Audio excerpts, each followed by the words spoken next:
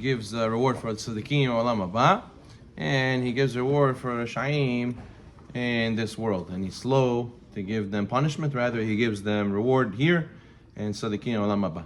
Okay, now we were discussing also the laws of Eruv, how Shlomo HaMelech made Eruv.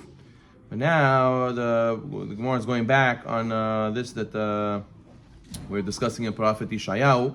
He was sent to King Chizkiyahu. King Chizkiyahu didn't get married, didn't have children, and he got punished for this. So Yeshayahu Navi was sent to tell him that he's gonna die of sickness because of this. That he didn't get married. So Chizkiyahu didn't accept his prophecy, and he said that no, I could change the decree. I'm gonna go pray, and I'm gonna go change the decree. So the pasuk says it was when Yeshayahu didn't leave the courtyard that a word of Hashem says, "Go back and tell King Chizkiyahu, I am healing you." So you see that even before he left, already Hashem sent him new prophecy that Hashem changed the decree. Hashem added 15 years to King Chizkiyahu's life. So what does it mean? He was in the middle of the courtyard. The pasuk says, right, that V'yavo elav Yeshayahu, right? Yeshayahu, my by hatam. What was he doing in the courtyard? Amar Rabbi Barachana, Amar Yochanan melamed shechalach Chizkiyahu, ba Yeshayahu le'ashiv yeshiva she'al pitcho.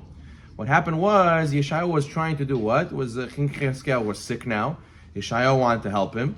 So what did he do? He tried to make a yeshiva in his house, a yeshiva in the palace. So that way there'll be a zechut for him that he should get healed.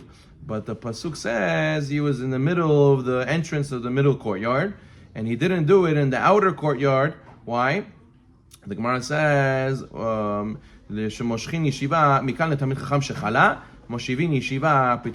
here we learn that a person who's sick, a Torah scholar is sick, they should make a yeshiva at his door. And that way the zechut of those people learning, and the angel of death will not have the ability to access there, right? David HaMelech, he knew he was going to die, so he learned Torah. Angel of death couldn't have koach over him. He had to distract him from his learning in order to take his life.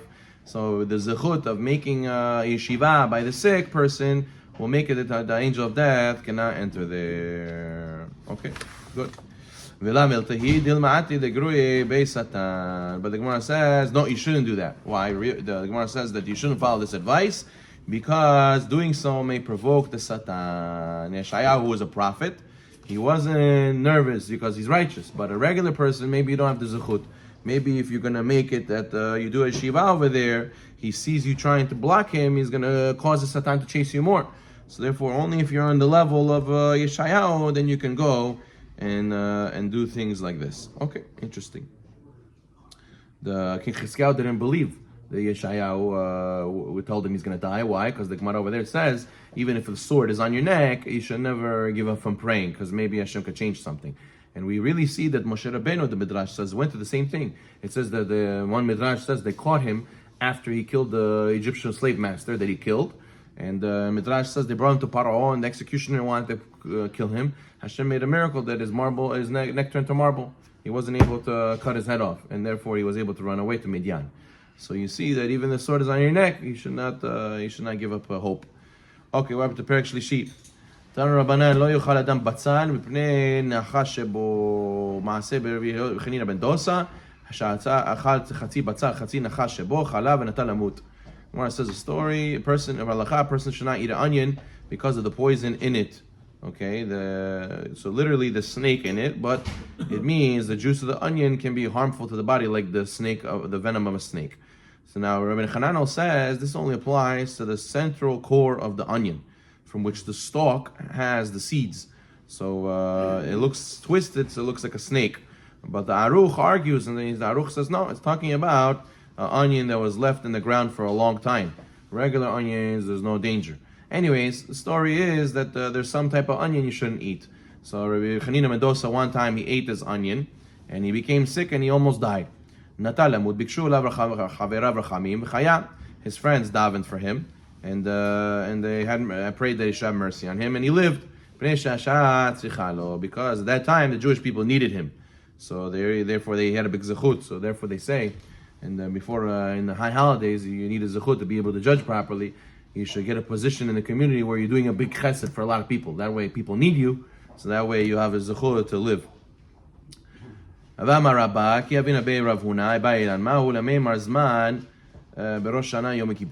Interesting. Halacha relating to Yom Kippurim and Rosh Hashanah. Are you allowed to say Shehayanu on Yom Kippur and Rosh Hashanah? What's the question? Kivan de mizman lizmanatu amrinan or dilma kivan de lo ikru regalim lo amrinan. Do we say that Rosh Hashanah and Yom Kippur at the end of the day, they're holidays that come once a year, so you should say Shehayanu? Or do we say they're not regalim? What's regalim? Regalim means feet. There's shalosh regalim. There are 3 feet. What are the 3 feet? The 3 holidays you have to go to the Jerusalem to give a korban. Rosh Hashanah Yom Kippur, you don't have to go to the temple to give korban. So maybe it's not considered like a holiday that you should say Shehayanu. So says the Gemara, Kiyata Rav Yehuda Amar, Ana Akra de Hadata, Nami Aminan Zaman. Rav Huna did not have an answer, but when he came to the yeshiva Rav Yehuda, he asked him this question, and Rav Yehuda says, of course he says Shehayanu. I even say Shehayanu on a new squash from the new crop. Let's say it was the summer, there was no squash. All of a sudden it became the winter or whatever it was, became a season to plant the squash. So he says, when I saw a new squash growing and became season, even I saw this squash, I said Shehayanu, from even seeing the tikva. So what do we see from here? So of course you could say Shehayanu Rosh Hashanah Yom Kippur. If for a fruit once a year you could say Shehayanu, of course you could say Shehayanu on a holiday. So then he told him, he says, Amar le reshud lo mekabayli, ki mabayli chova. I didn't want to know if you're allowed. I want to know if you must. Do you have to say Shehayanu? Amar le Rav Shmuel d'Amar Tavayu en omer zman ela be'shalosh reganim. Revuda says no. You only say Shehayanu on the 3 festivals. But we're going to see the halacha that it is not like this opinion. The halacha we say Shehayanu on Rosh Hashanah and we say Shehayanu on Yom Kippur. There's no kiddush on Yom Kippur. So we don't say Shehayanu Kiddush. When we say Shehayanu, it's Kol Nidrei. At the end of the Kol Nidrei, we say Shehayanu. They asked the question on him, how can you say that there's no Shehayanu on Rosh Hashanah Yom Kippur? Mitvei, ten Chelek l'Shiva v'gam l'Shmona. The Pasuk says in Kohelet, give a portion to 7 and also to 8. What is this talking about? It's talking about Redezer Omer, Shiva elu Shiva yemei Bereshit. 7 means 7 days of the week. Shmona elu Yishmenim, Shmona mei Milah. 8 days means the 8 days of the Brit. Rishu Omer Shiva Yemei Pesach, Shmona Yemei Hag. And it says the 7 refers to Pesach and 8 refers to Yom Kippur, Sukkot, which is Shmini Atzeret included. So Shomer Vegam, why does the Pasuk say Shiva, why does it say also Vegam in the Pasuk? Ten Chelek l'Shiva Vegam l'Shmona. Vegam is coming to include what? Rosh Hashanah, Yom Kippur. Maybe it means for Shehayanu. My love is man, lo lebracha. No, it means that it's not referring to Shehayanu, it's rather talking about Mekadesh instead of Azemanim. But at the end of the day, since they argue and this is a proof they say Shehayanu because the word Vegam, so therefore la halacha at the end of the day we say Shehayanu on Rosh Hashanah Yom Kippur. Okay, story. Tanya, לאחר פטירתו של גמליאל נכנס רבי להפר את דבריו. אמר רבי יוחנן נוי עגלה, ואמר חזה ענה דבת רשע גופה הזן. כל ימיו של רבי גמליאל קבענו הלכה כמותו, עכשיו אתה מבקש לבטל את דבריו? So the Gemara says a story now about if a fast day falls on Friday, should you do the fast day on Friday or not? Rabbi Yossi says you have a fast day that falls on Friday, you got to fast the whole day Friday until the evening, until Shabbat, in Kiddush. Rabbi Gamliel says no, we break the fast before the end of the day because you cannot come into Shabbat fasting, it's a sur. So they had a mahloket. Ula said, halacha is like Rabbi Yossi. So now the Gemara says, after Gamliel died, Rabbi Yeshua came to the yeshiva, and he says, that's it. We should cancel Rabbi Gamliel's ruling, and we should say, you're allowed to fast even on a Friday, all the way till Shabbat. Rabbi Yochanan ben Nuri got up, and he says, no, I think that the body should follow the head. And what does that mean? That all the days Rabbi Gamliel was here, he was the head. We follow what he said. Now all of a sudden he dies. You want to change his halachot? That's it. What he said, and we keep doing what he said. So he said to him, Yeshua, and shamin lecha shekvar nikba lecha Gamliel. That's it. We follow like Rabbi Gamliel. And he said, nobody got up, no one objected. Everyone says that we follow like what Rabbi Yochanan ben Nuri said. We follow Gamliel. The Gemara says, Bedorosha Gamliel avid kira Gamliel. Bedorosha Rabbi Yossi avid Rabbi Yossi. That was that generation. But when the generation changed, and it was the generation of Rabbi Yossi, who was younger people, then they changed. They started doing like Rabbi Yossi. The Gemara asks, how could you say they did like Rabbi Yochanan, Rabbi Gamliel? V'atanya Amar Rabbi Elazar bar Tzadok, ani mibnei Snaa ben Binyamin, פעם אחת חל תשעה באב להיות בשבת, דכינו לאחר שבת. והתענינו בו ולא השלמנוהו, פני שיום טוב שלנו היה. So the Gemara says, the story was that I was from the descendants of Sinaa, tribe of Binyamin, who celebrates 10th day of Av because of the wood offering they gave that day. And one year, Tisha B'Av was on Friday, it was on Shabbat. And they postponed it till Sunday. And we fasted on that day, and we only fasted till the end of the day, because only to be a little bit before the end of the day, because that night was the holiday, it was the 10th of Av. So therefore what? He said, what do you see from here? We don't fast until the end of the day. We don't fast into Shabbat. We stop the fast a little bit before, even in the generation of Gamliel. The Gemara says, no, that the reason over there is Yom Tov. That's the reason. But by Shabbat, you would go and fast till the end of the day, till the end of, even into the beginning of the Shabbat, into the Kiddush. La Halacha, we say that if there is ever a fast day on Friday, we do have to fast till Kiddush. That's Asara B'Tevet happened last time. Asara B'Tevet, we have fast Friday, and we fast all the way until the Kiddush, and only after the Kiddush we ate, but it's a machlokin in the Gemara, if you're allowed to do that. La Halacha, we do like that. Okay, good. Says the Rambam. We're in the 7th chapter. Yeah. You're allowed to fast Erev Shabbat also. Yeah. If you have a bad dream, yeah. Better to give tzedakah. But if you feel you need to fast, you're nervous, you're allowed. Fast. No, give tzedakah.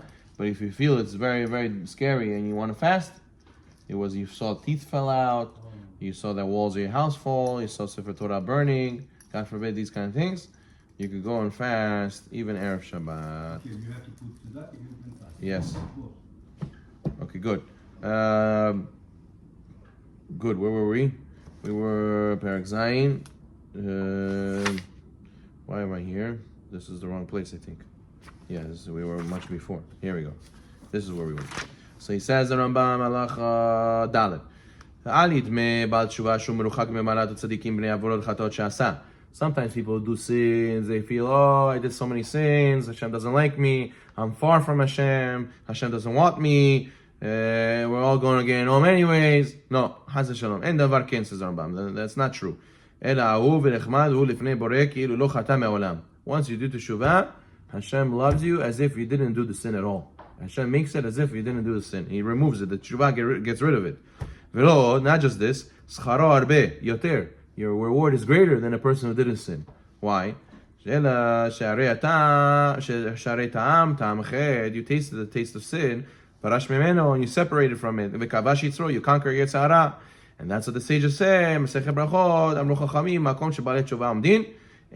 gemurim yochilin la'anot bo. The places Baalei Teshuva stand, the tzaddikim gemurim, the complete tzaddikim cannot stand there.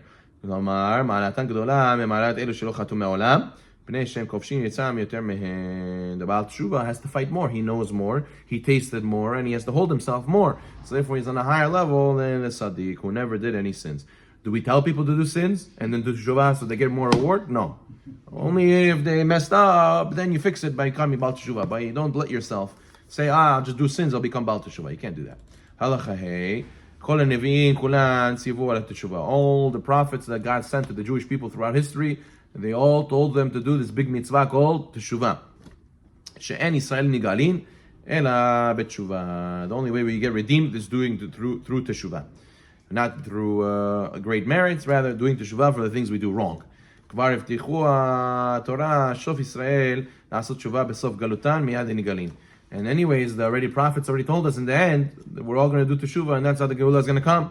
As it says, and we will right away be redeemed. שנאמר, והיה כי יבוא אליך כל הדברים האלה, הברכה והקללה שנתתי לפניך, והשבות האלה לבריך בכל הגויים אשר ידיחך השם אלוקיך, שמה שבת עד השם אלוקיך ושמעת בקולו, ככל אשר אנוכי מצווך היום.